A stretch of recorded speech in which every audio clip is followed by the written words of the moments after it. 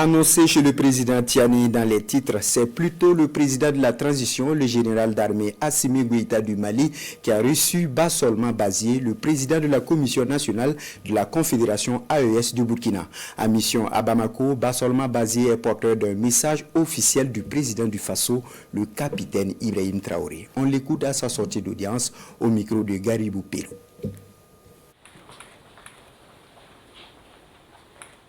Vous nous permettez de saluer et de signifier notre profonde reconnaissance à son Excellence, le président de la Confédération des États du Sahel, pour la disponibilité et l'ensemble des conditions réunies pour nous recevoir afin de nous permettre de lui transmettre le message.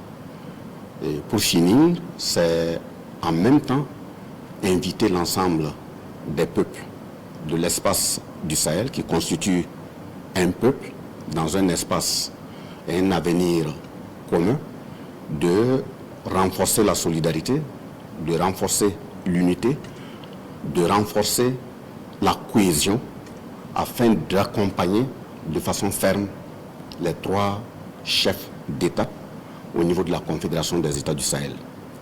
Prenant particulièrement le Mali, vous savez très bien que quand on regarde dans l'histoire, c'est un pays qui a été au cœur d'un certain nombre de décisions dans le combat africain engagé pour la libération des peuples africains. Je ne vais pas faire beaucoup de rappels, mais vous savez très bien que le Mali a connu le battement cardiaque en 1959 de la fédération du Mali qui devait permettre aux pays africains, surtout francophones, de parler de la même voix. Vous constaterez également que c'est avec le même Mali, ex-Mandingue, qu'il y a eu la première déclaration universelle des droits de l'homme, appelée Charte de Kouroukanfouga, en 1236.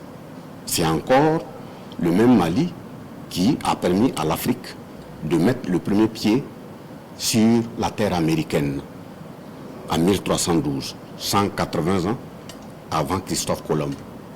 C'est encore le même Mandingue, actuel Mali, qu'il y a eu la rencontre de création du Rassemblement démocratique africain en 1946.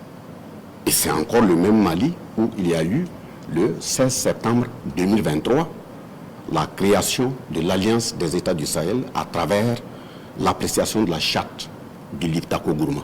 Nous, on ne peut qu'être très fiers qu'on nous transmette un message fraternel par nos modestes personnes, transmettre un message de vive voix, de fraternité entre les deux chefs d'État.